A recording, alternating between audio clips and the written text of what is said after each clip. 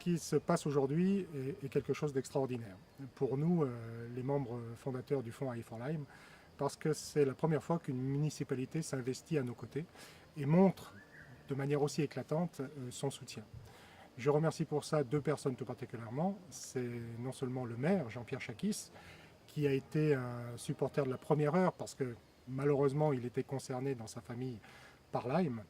Mais la deuxième personne que je remercie vraiment très chaleureusement, c'est Michel Beltran, le président de l'association Bouge à Buste, qui est un homme hyper dynamique et qui s'est approprié aussi la problématique à Lyme et qui s'est donné les moyens de faire en sorte, avec tous les bénévoles qu'il a su grouper autour de lui, de faire en sorte que cette journée soit une réussite.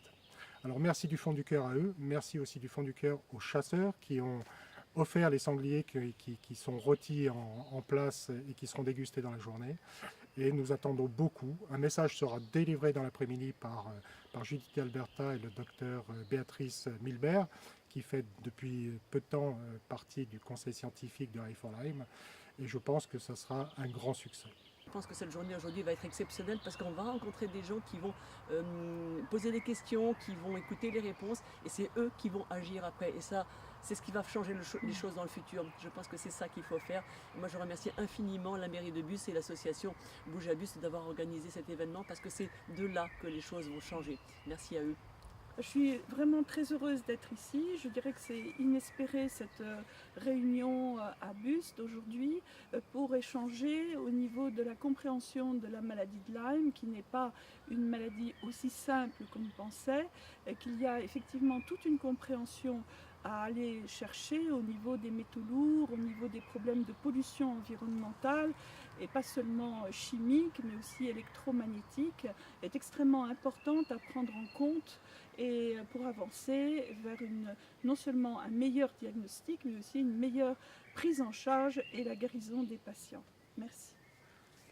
Alors j'aimerais appeler auprès de moi le maire de Buste, Monsieur Jean-Pierre Chakis. Sachez tout simplement que 100% donc, des bénéfices de la journée seront reversés au fonds de dotation AI for Lyme. Bonjour à tous, merci d'être venus si nombreux. Merci à tous ceux qui ont aidé, même s'ils ne font pas partie de Bouge à Buste. Un grand applaudissement pour eux. Merci. Je dois vous remercier, vous, d'être présent aujourd'hui. Un fonds de dotation, c'est une tirelire. C'est-à-dire que c'est une tirelire qui est alimentée uniquement par des dons. Vous avez ici une urne qui a été mise à votre disposition. Et le fait que vous soyez venus aujourd'hui consommer va rapporter de l'argent à l'association qui sera, comme vous l'a dit son président, intégralement reversé au fonds. Mais ce que nous voulons, c'est aider la recherche en France à trouver des solutions thérapeutiques nouvelles, à élaborer, à explorer des nouveaux chemins pour permettre demain et le plus vite possible de trouver des solutions pour mieux prendre en compte la maladie de Lyme. Je vous remercie encore chaleureusement de votre présence, je vous remercie chaleureusement de votre contribution et à une prochaine fois peut-être. Je suis médecin-chercheur, je le redis, et ça fait 30 ans. Trouver un lien, il y a effectivement plusieurs causes à l'électro-hypersensibilité, dont le lien infectieux qui est la maladie de Lyme. En fait, on est en train de s'apercevoir qu'il y a un grave problème d'intoxication par les pesticides, par les métaux lourds, les nanoparticules, mais aussi un très grave problème d'environnement électromagnétique, voire électrique. Ce que j'ai envie, c'est que vous puissiez poser des questions. En tout cas, c'est comme ça qu'on fait aux États-Unis. On a un court temps de parole et après, les gens posent des questions. Et c'est ça qui fait la richesse de cet échange. J'interviens en tant que malade qui, depuis plus de 10 ans, a cherché à comprendre de quoi je souffrais, comme je l'ai écrit dans mon premier livre, et qui a trouvé des solutions à la fois dans le premier et dans le deuxième livre.